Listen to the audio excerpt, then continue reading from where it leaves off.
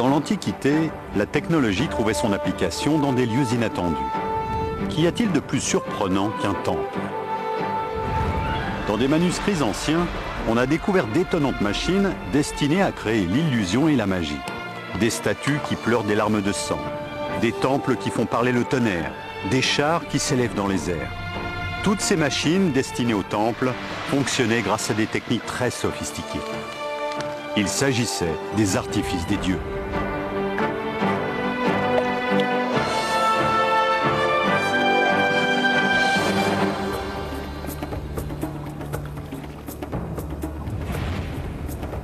Aujourd'hui, nous sommes habitués à la munificence des temples antiques et aux dieux qu'ils étaient censés abriter. Mais les merveilles d'ingéniosité contenues dans ces temples et les cérémonies religieuses qui s'y déroulaient ne sont connues que depuis peu. Les révélations des anciens manuscrits nous obligeront peut-être à repenser tout ce que l'on croyait savoir sur le monde antique. Grâce à toutes sortes de références, on connaît la diversité et le type des machines qu'on a inventées dans le monde antique pour des usages souvent très variés. Les prêtres de cette époque étaient quasiment des magiciens ou des illusionnistes qui manipulaient les fidèles en créant une atmosphère particulière. Ces divers engins mécaniques étaient utilisés lors de cérémonies paroxystiques liées à un rite ou à un culte particulier. Il y a plus de 2000 ans, la religion jouait dans la société un rôle d'une importance incroyable. Si les foules s'entassaient dans les temples, ce n'était pas pour y chercher un réconfort spirituel. On se rendait au temple pour y chercher des émotions fortes. Et les prêtres étaient chargés d'épouvanter les foules, de faire régner un sentiment de terreur et de faire se dresser les cheveux sur les têtes. Et pour terroriser efficacement les adeptes de telle ou telle divinité, les prêtres employaient les astuces techniques les plus ingénieuses, les procédés que les plus grands cerveaux du monde antique avaient réussi à mettre au point. L'un d'eux, Héron d'Alexandrie, avait inventé une surprenante panoplie de machines compliquées et très perfectionnées. Héron d'Alexandrie a écrit de nombreux ouvrages. Le plus célèbre d'entre eux s'intitule « Les pneumatiques ». Il traite de la façon d'utiliser l'air et les gaz pour déplacer des objets de façon à étonner les foules, à donner une impression de magie aux gens qui se rendaient au temple. On commence seulement aujourd'hui à comprendre le mécanisme des ingénieux systèmes qu'il utilisait. Un bon exemple de ces réalisations, ce cheval dont on scie l'encolure et qui boit, surveillé par un personnage au corps des faibles. C'est l'une des machines les plus célèbres, baptisée numéro 78. Il s'agit d'un fragment d'autel, d'un élément que les prêtres utilisaient pour démontrer aux fidèles que les dieux étaient présents. La machinerie était si compliquée qu'elle laisse perplexes les ingénieurs et les scientifiques d'aujourd'hui. Selon le principe qui la met en œuvre, la lame tranchant l'encolure du cheval est reliée à une série de roues dentées et d'engrenages. Il faut imaginer que la tête était reliée au reste du corps par un tuyau.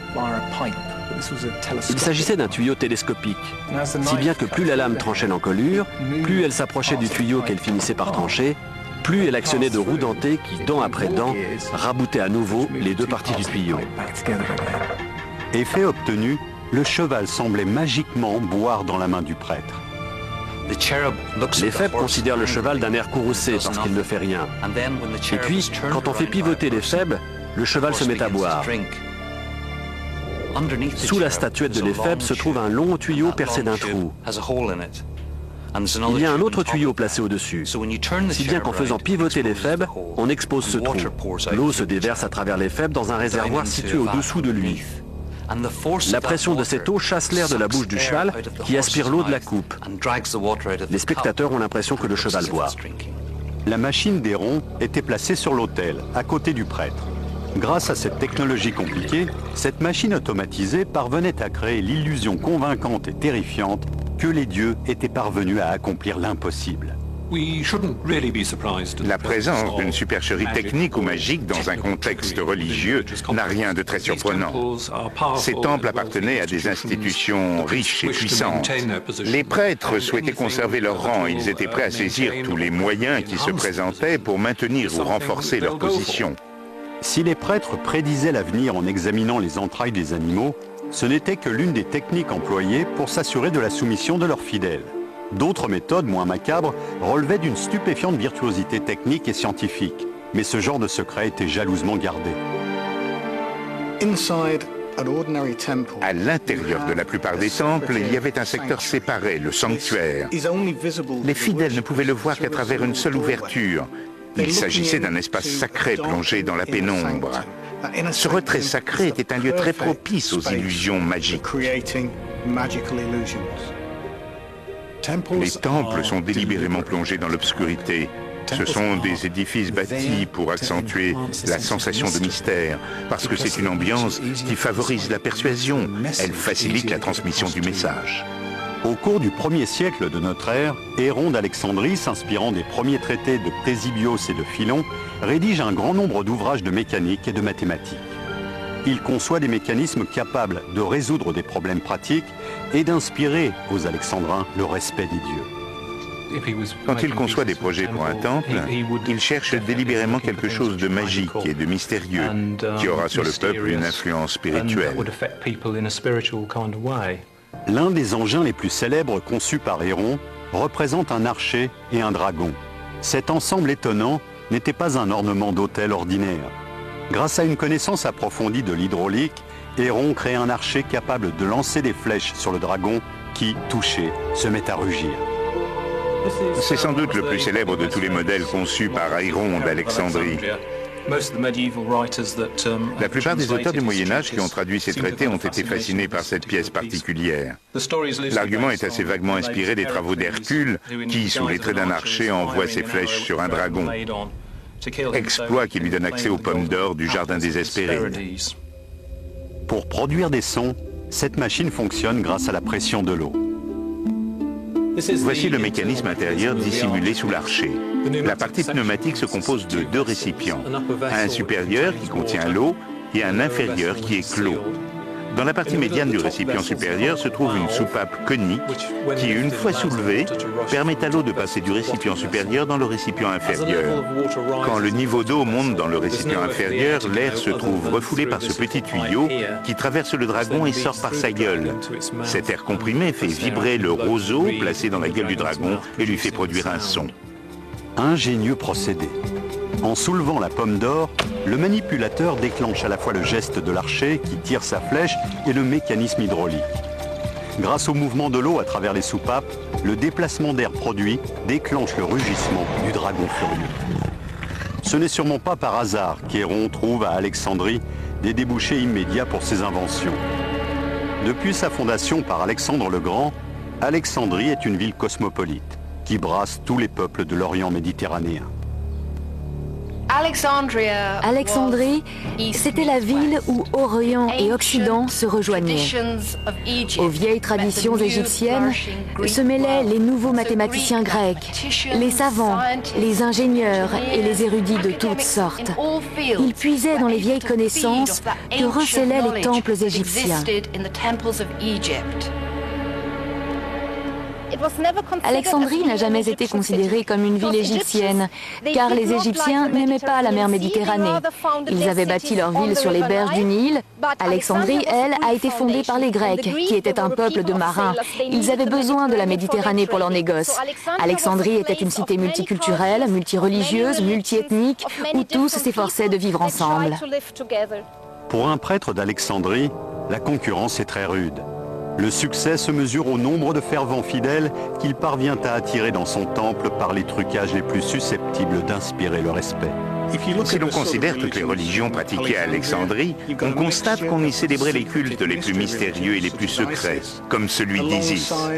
Mais on y pratiquait aussi des religions d'État qui n'avaient plus grand-chose à voir avec la magie des dieux. Elles étaient là pour assurer le maintien du statu quo. Alexandrie abrite toutes sortes de religions concurrentes et étranges. Mais pour renforcer son pouvoir, l'héritier d'Alexandre le Grand en promeut une qui doit dépasser toutes les autres, dominée par un dieu particulièrement redoutable. Il s'agit du dieu Sérapis. Son culte reprend certains éléments des religions grecques et égyptiennes.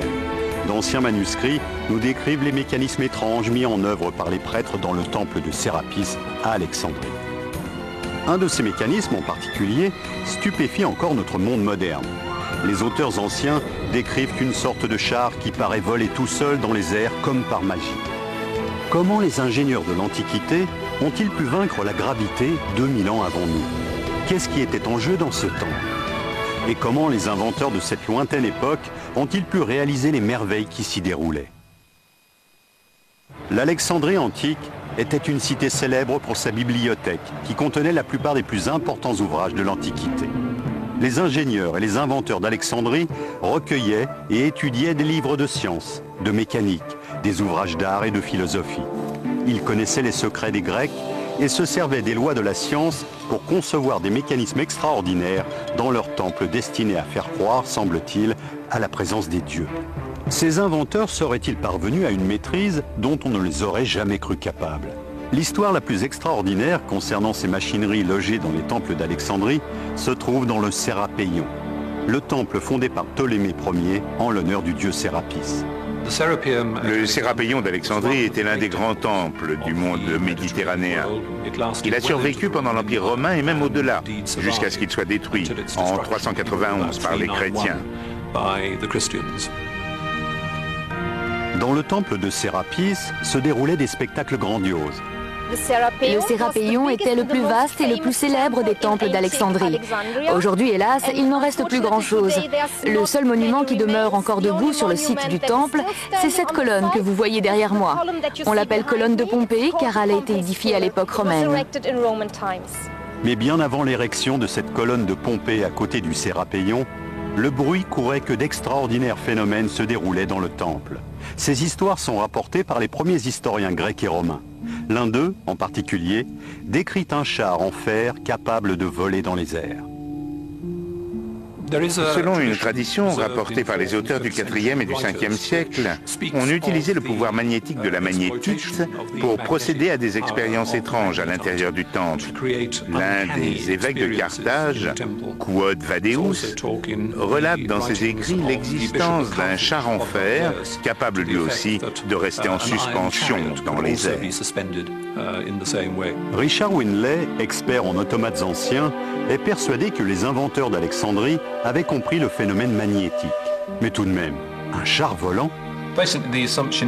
En fait, on suppose que ce char était construit avec une variété de fer ou de métal ferreux. Un énorme morceau de magnétite était dissimulé dans le plafond, ce qui avait pour conséquence de soulever le char et de le maintenir magiquement en suspension, sans aucun soutien apparent. À Athènes, l'historien grec Ioannis Arvanitis se passionne pour ces histoires stupéfiantes. Je jugeais cela intéressant, mais un peu étrange. Un char qui flotte dans les airs au beau milieu d'un temple, cela n'avait pas de sens.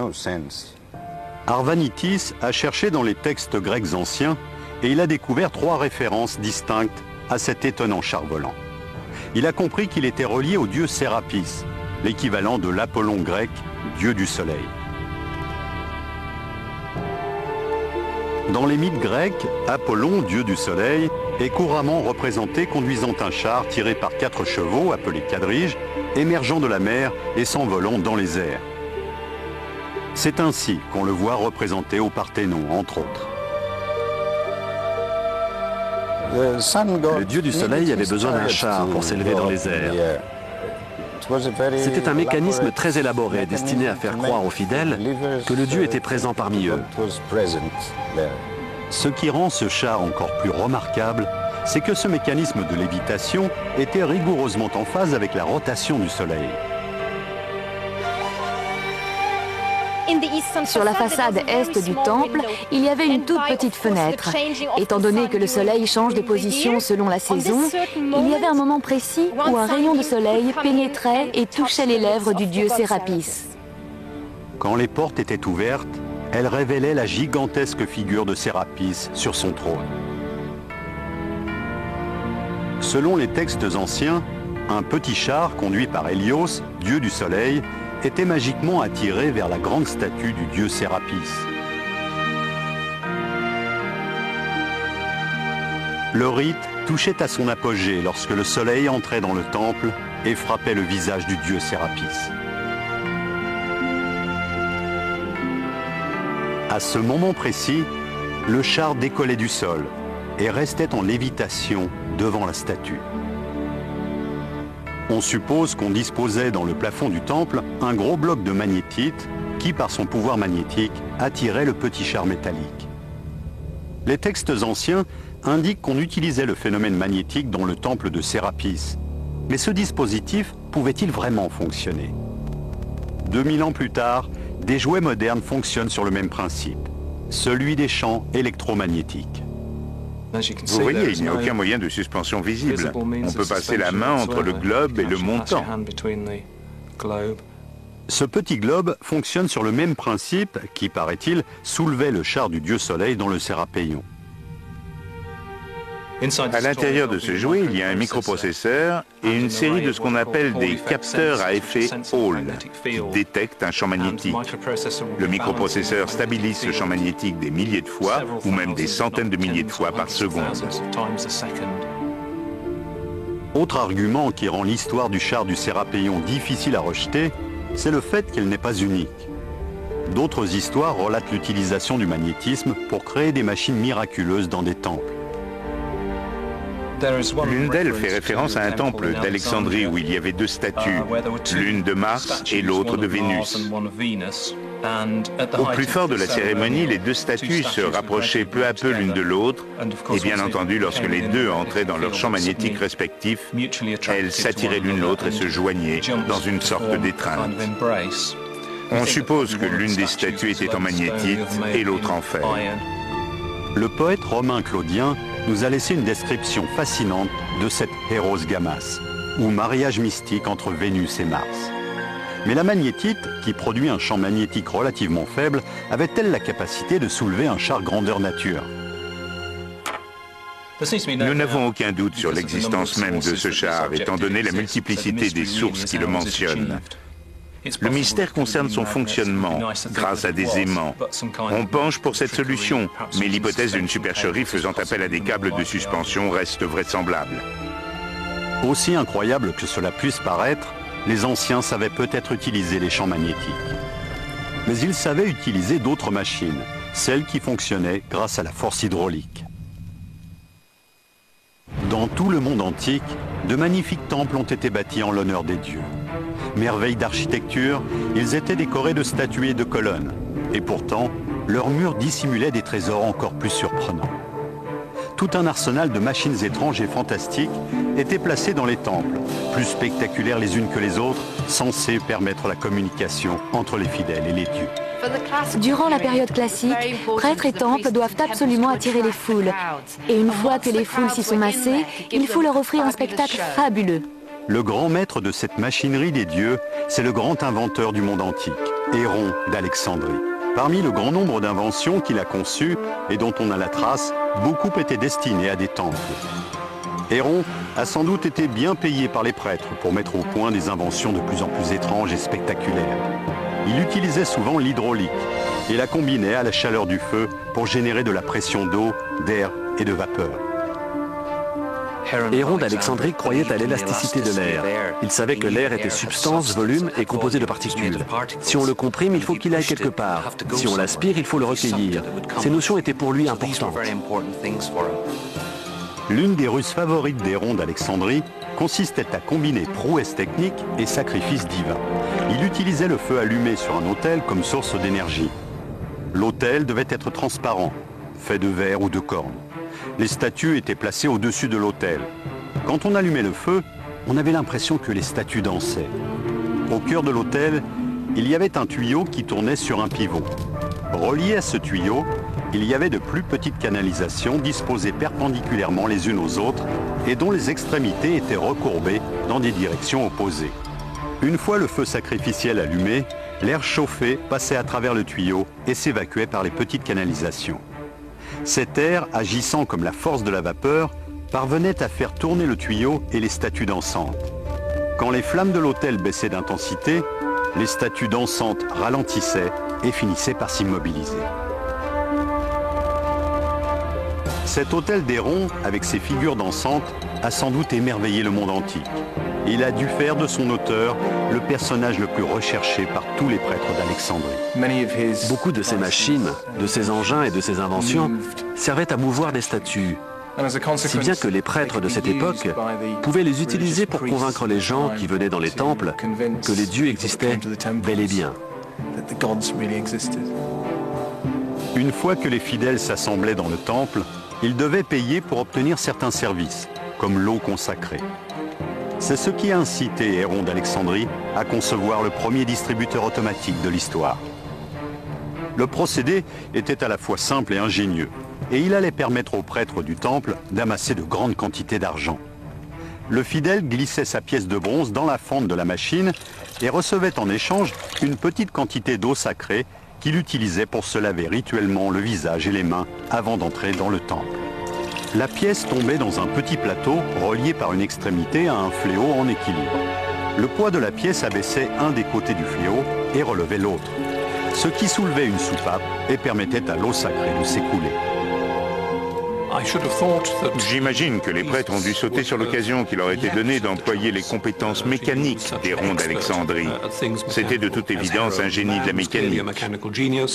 Ce qu'il était capable d'accomplir dépassait de très loin les capacités des gens de son époque, y compris celles des prêtres. Ceux-ci se contentaient de lui passer commande et de le rémunérer. Il s'y retrouvait sans nul doute quand les fidèles, émerveillés, s'extasiaient et faisaient des dons au temple. Nous avons la preuve de l'importance qu'avait la magie à Alexandrie au début de l'ère chrétienne. Elle nous est fournie par un des prêtres du temple. Celui-ci écrit « Il nous faut absolument un miracle retentissant pour faire connaître notre temple. Les gens se précipitent comme des moutons vers ces nouvelles hérésies barbares venues de Galilée. » Héron d'Alexandrie, brillant savant et inventeur, s'est fait un plaisir de leur rendre service. Héron était à la fois un ingénieur et un artisan exceptionnel. Il a saisi la chance qui lui était donnée et s'est attelé à la tâche. Seule limite à son entreprise, les méthodes de fabrication dont on disposait à l'époque. Pour les fidèles qui se rendaient au temple, la magie commençait dès qu'ils franchissaient la porte. Parfois, la magie avait lieu à la porte même. Dans les principaux temples, les portes étaient des pièces massives. Elles pouvaient être en bois ou en bronze. Elles étaient ornées de nombreux accessoires en or et en ivoire. Leur ouverture et leur fermeture étaient réglées comme une mise en scène de théâtre. Les prêtres participaient à cette mise en scène à laquelle se joignaient parfois des chœurs qui chantaient des hymnes sacrés. On brûlait de l'encens, on allumait des torches. Héron d'Alexandrie prend grand soin de rendre l'ouverture et la fermeture de ses portes aussi spectaculaires que possible. Il parvient même à faire en sorte qu'elles s'ouvrent automatiquement au moment précis où le sacrifice se déroule sur l'autel. L'un des procédés qu'il emploie consiste à utiliser la chaleur diffusée par l'autel pour contraindre les portes à s'ouvrir et à se fermer quand le sacrifice était terminé. Le fonctionnement de ces portes automatiques reposait sur des principes mécaniques simples, mais il renforçait l'autorité et le prestige des prêtres égyptiens dans tous les temples de l'Antiquité. Quand le prêtre allumait le feu sur l'autel, celui-ci chauffait un cylindre métallique dissimulé au-dessous. L'eau contenue dans ce cylindre se trouvait happée par un siphon dans un énorme réservoir. Le réservoir était suspendu par des chaînes à un système de poids et de poulies qui faisait pivoter les portes au fur et à mesure que les récipients devenaient plus lourds. Et les portes du temple s'ouvraient comme par magie. Il faut bien se rappeler qu'à l'époque, ce type de mécanisme ne se trouvait que dans les temples, si bien que l'individu moyen n'avait jamais vu ce genre de phénomène. Il faut donc imaginer que les gens devaient être complètement abasourdis quand ils arrivaient devant ces temples, en voyant les portes s'ouvrir magiquement devant eux.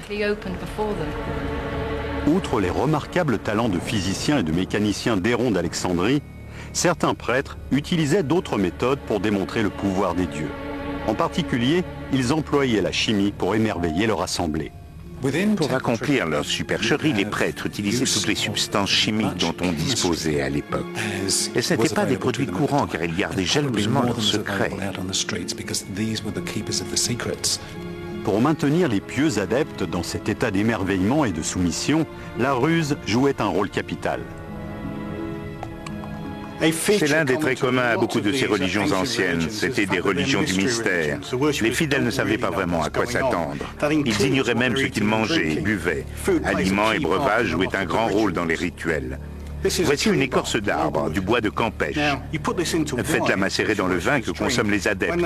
Quand ceux-ci iront uriner, ils auront l'impression d'uriner du sang. Si vous cessez de mettre de l'écorce dans le vin, ils auront l'impression que le prêtre les aura soignés, les aura guéris. Le prêtre ne se servait pas seulement de la nourriture ou de la boisson. Il utilisait les propriétés chimiques diverses qu'on trouve dans des substances communes pour maintenir son pouvoir sur les fidèles.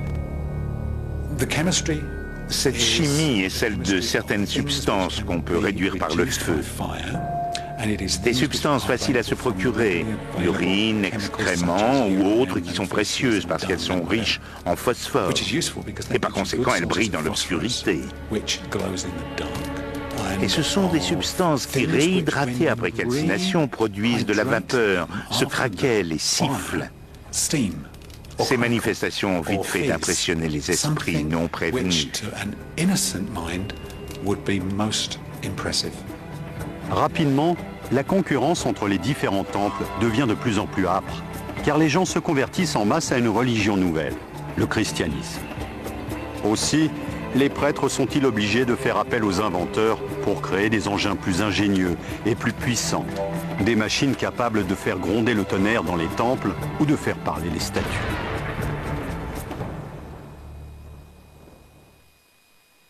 Dans le monde classique, inventeurs et ingénieurs ont créé des machines spectaculaires pour produire les premiers effets spéciaux visuels.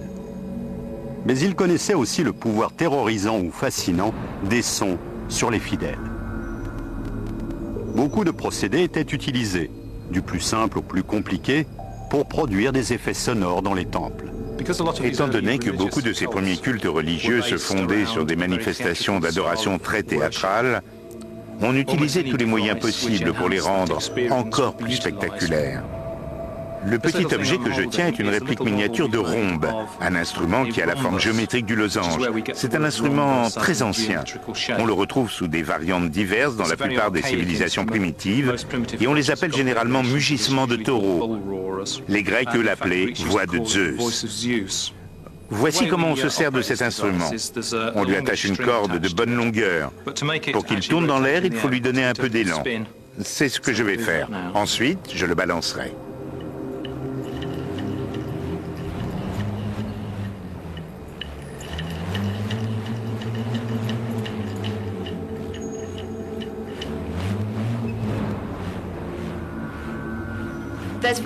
Chose intéressante, on a la preuve qu'en Égypte ancienne, on manipulait les dieux.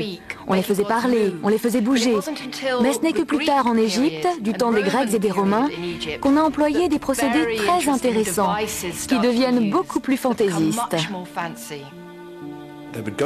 C'est avec la production du son qu'ils ont atteint la limite des connaissances physiques dont ils disposaient. Certains pensent même que certains éléments du trésor sacré découvert dans le tombeau de Toutankhamon étaient des instruments qui permettaient aux prêtres d'imiter la voix des dieux. Un historien de l'Antiquité doté d'un fort esprit critique a rapporté que le dieu Chacal et le buste de Ra-Amarkis étaient tous les deux équipés de tubes acoustiques. Ces tubes acoustiques étaient strictement réservés aux prêtres. Ils leur permettaient de produire des sons et de faire croire qu'ils étaient émis par la bouche des dieux. À côté des catacombes, au-dessous de l'Alexandrie d'aujourd'hui, on a récemment mis au jour des subterfuges identiques. Sur ce site, nous n'avons pas seulement trouvé les fondations d'anciens temples, mais nous avons découvert d'autres structures. Par exemple, des passages souterrains, dont on suppose qu'ils permettaient aux prêtres de grimper dans les autels pour s'y livrer à des supercheries.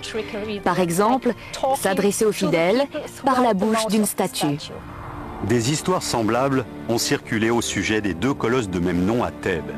À l'origine, ils gardaient les alentours du temple funéraire du pharaon Amenophis III. Le temple, l'un des plus grands jamais construits en Égypte, est depuis longtemps tombé en poussière, ou peut-être a-t-il été utilisé pour bâtir d'autres édifices. Mais les statues ont résisté, impressionnantes malgré leur mauvais état. Ces statues sont fantastiques à cause de leur taille, bien sûr. Elles mesurent plus de 20 mètres de haut. Ces colosses ont toujours été célèbres, mais ce sont les Grecs et les Romains qui ont attiré l'attention sur elles.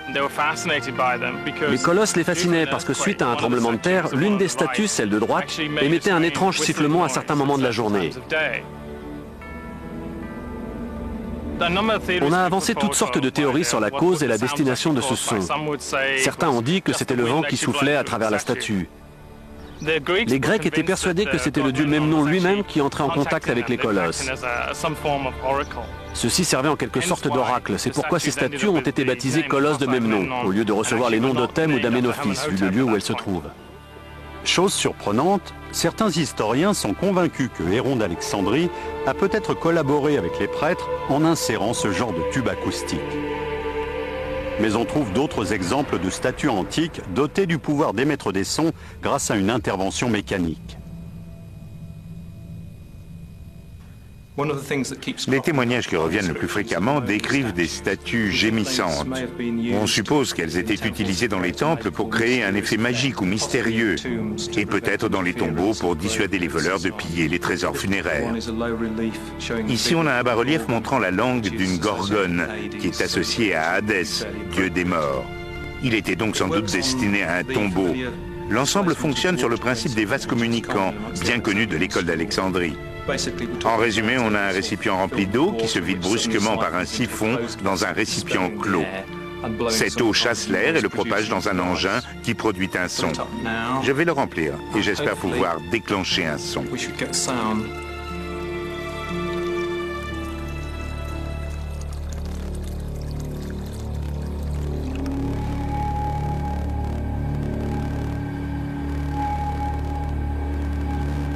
Les Grecs ont toujours été impressionnés par le tonnerre et les éclairs. Ils croyaient que le tonnerre signalait la présence des dieux, en particulier celle de Zeus. Donc, pour être certains que leur assemblée de fidèles soit constamment soumise, les prêtres disposaient d'une petite machine dissimulée dans l'atelier du temple. Cet engin est une réplique légèrement réduite d'une machine imitant le bruit du tonnerre. Grâce au schéma et aux indications d'Héron d'Alexandrie, on sait que les Alexandrins possédaient des machines à produire le tonnerre. Ils se servaient de boules de métal tombant sur un plateau. La machine d'Héron d'Alexandrie est en fait une réplique agrandie du réveil matin mis au point par Philon. C'est l'eau qui, dans cette machine, sert à mesurer le temps écoulé. Au fur et à mesure que le niveau monte, le flotteur installé au fond du plateau monte peu à peu à la surface et graduellement, le plateau va basculer.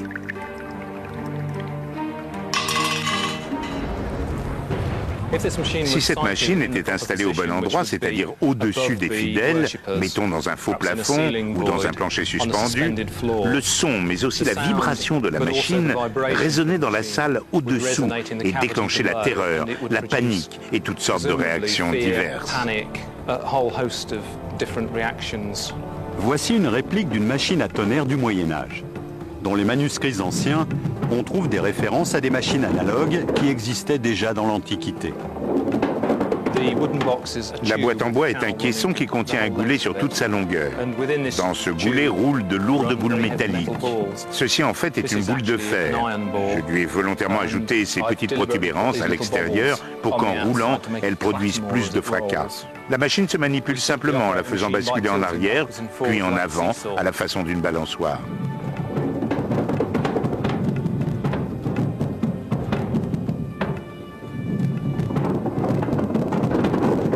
Dans l'Antiquité, il fallait véritablement se battre pour imposer son dogme à la population. La religion devait rivaliser avec beaucoup d'autres formes de divertissement. Pour survivre, les prêtres deviennent peu à peu des battleurs, accomplissant des tours de magie ou de passe-passe, comme on peut en voir dans n'importe quel cirque moderne. Si les machines qu'on trouvait dans les temples d'Alexandrie étaient des inventions extraordinaires qui suscitaient l'admiration, la dimension et la richesse des temples eux-mêmes jouaient un rôle capital pour attirer les fidèles. Les temples avaient une fonction très différente de celle de nos lieux de culte aujourd'hui, et les prêtres devaient veiller à ce que leur édifice soit digne d'y loger les dieux.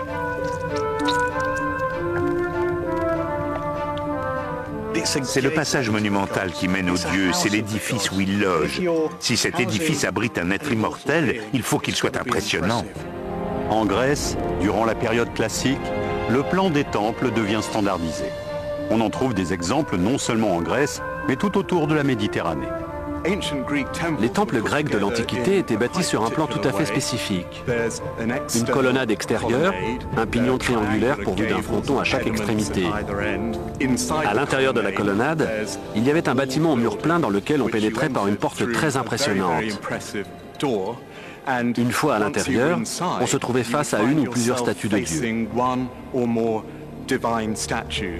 La plus belle représentation de Dieu antique dont nous ayons connaissance était une gigantesque statue de Zeus qui se trouvait à Olympie. Cette statue était célèbre pour ses dimensions extraordinaires et pour le luxe de son ornement. Elle était recouverte d'ivoire doré et parée de pierres précieuses. Les fidèles devaient être frappés de crainte et de respect lorsqu'ils levaient la tête pour l'admirer. Au centre du temple se trouvait une très grande et très impressionnante statue de Zeus en chryséléphantine, un alliage d'or et d'ivoire. Et c'était l'œuvre grandiose du célèbre sculpteur Phidias, qui, après avoir achevé la statue d'Athéna dans le Parthénon d'Athènes, est venu à Olympie. Il y a installé son atelier, il y a travaillé de nombreuses années et il a créé ce somptueux chef-d'œuvre considéré comme l'une des 7 merveilles du monde antique. La statue de Zeus avait aussi une fonction. Elle devait susciter la crainte, inspirer le respect et l'effroi pour affirmer le pouvoir du Père de tous les dieux. C'était une œuvre d'art unique. Les fidèles, une fois entrés dans le temple, pouvaient emprunter les escaliers à droite ou à gauche de la statue pour l'admirer de haut. Elle suscitait certainement des sentiments d'effroi et de respect sans équivalent. Du temple de Zeus qui se trouvait à Olympie, il ne reste plus que les statues qui décoraient l'entrée principale. Mais la qualité de ces sculptures permet d'imaginer à quel point la statue de Zeus devait être magnifique.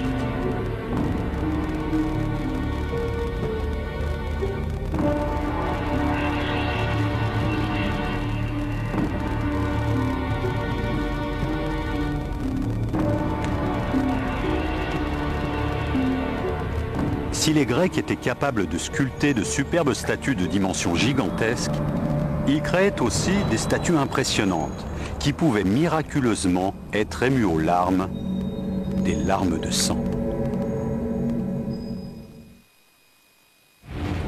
Dans l'Antiquité, Héron d'Alexandrie et d'autres fabricants de machines destinées au temple étaient des innovateurs qui saisissaient toutes les occasions pour accroître leur expertise. Les techniciens d'Alexandrie s'intéressaient tous à ce que nous appelons les principes de la physique. La machine que voici est destinée à illustrer l'un d'eux, à savoir comment l'air, une fois chauffé, augmente de volume et produit de la pression. On a ici un récipient clos, au-dessus un foyer qui était celui de l'autel ou du temple. Quand le prêtre allume le feu pour faire une offrande, la chaleur des flammes échauffe l'air à l'intérieur de cette chambre. L'air est donc refoulé à l'intérieur de ce petit tube, dans ce récipient, qui contient un liquide ressemblant à du sang. Sous l'effet de la pression, le liquide se trouve projeté par ce petit tube jusque dans la statue et passe par ces deux petits orifices, les canaux lacrymaux, et tombe des yeux de la statue. Héron maîtrisait parfaitement ce type de mécanisme. Il utilisait le feu pour forcer l'air à pénétrer dans des récipients clos qui, sous la pression, refoulaient des fluides dans d'autres canalisations. L'effet saisissant servait à réaliser des mises en scène comme celle de la statue qui pleure. Mais sommes-nous capables d'en faire autant en employant les mêmes moyens? En utilisant du sang synthétique, nous allons essayer de faire pleurer des larmes de sang à cette statue. Le feu va servir à chauffer l'air, qui en se dilatant va passer dans le récipient clos. La pression forcera le sang à monter dans le tuyau et à passer par les canaux lacrymaux. Nul ne peut dire si l'air va chauffer rapidement, ni même s'il va chauffer tout court. La plupart des flammes montent tout droit, ce qui fait que l'essentiel de la chaleur monte aussi. La logique voudrait que le foyer soit placé sous le récipient clos. Mais les croquis d'Héron montrent le contraire. Ils prouvent clairement qu'il préconisait de placer le feu au-dessus du récipient, de sorte que les offrandes soient disposées bien en vue sur les flammes. Chacun devait constater que la déesse était émue aux larmes par leurs offrandes. Le feu commence à baisser un peu, le réservoir est devenu assez chaud.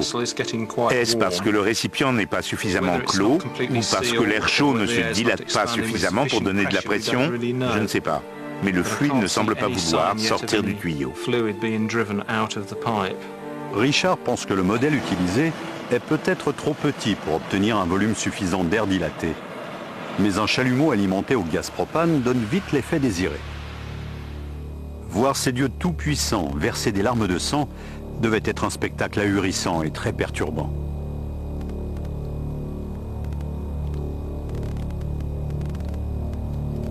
Les techniques utilisées par Héron sont d'une intelligence et d'une ingéniosité sans pareil. Son utilisation de la physique et de l'hydraulique fascine les spécialistes des anciennes technologies comme Richard Windley.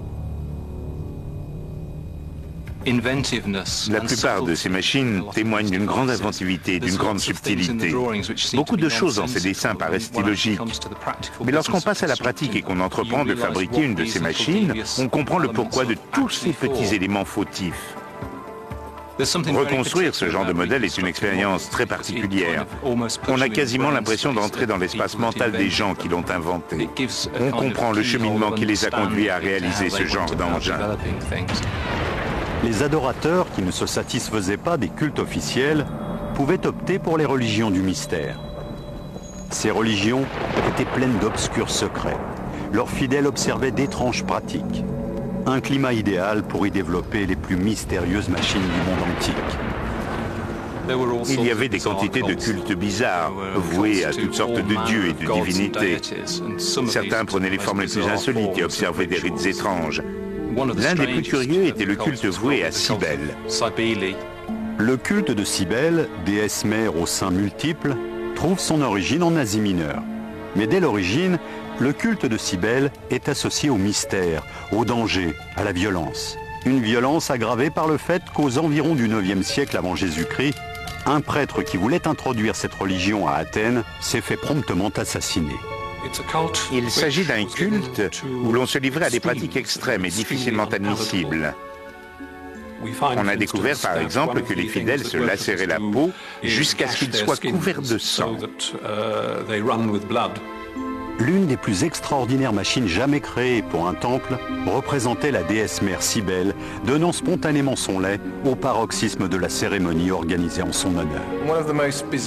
L'une des inventions les plus bizarres et les plus intrigantes des ingénieurs d'Alexandrie, c'est le mécanisme de la statue de Cybèle, déesse de la terre et en tant que telle, symbole de fertilité. Imaginons les prêtres un peu comme des prestidigitateurs ou des magiciens d'aujourd'hui épouvantant les fidèles. Au moment opportun, au paroxysme de la cérémonie, du lait jaillissait des seins de la statue. Ce devait être un spectacle à la fois prodigieux et saugrenu. Le même procédé mécanique, situé derrière la statue qui versait des larmes de sang, servait à faire couler du lait des seins de Cybèle. Derrière la statue se trouvait un autel rempli de lait. Au-dessus de la statue, il y avait un dôme soutenu par 4 colonnes. Au moment du sacrifice, on allumait 2 torches. L'air chaud, emprisonné par le dôme, était refoulé vers le bas et chauffait le lait sous l'autel. Celui-ci, à son tour, était forcé de monter à travers une série de tuyaux reliés au sein de la statue. Au fur et à mesure que la pression augmentait, le lait jaillissait de la déesse mère au grand émerveillement des spectateurs.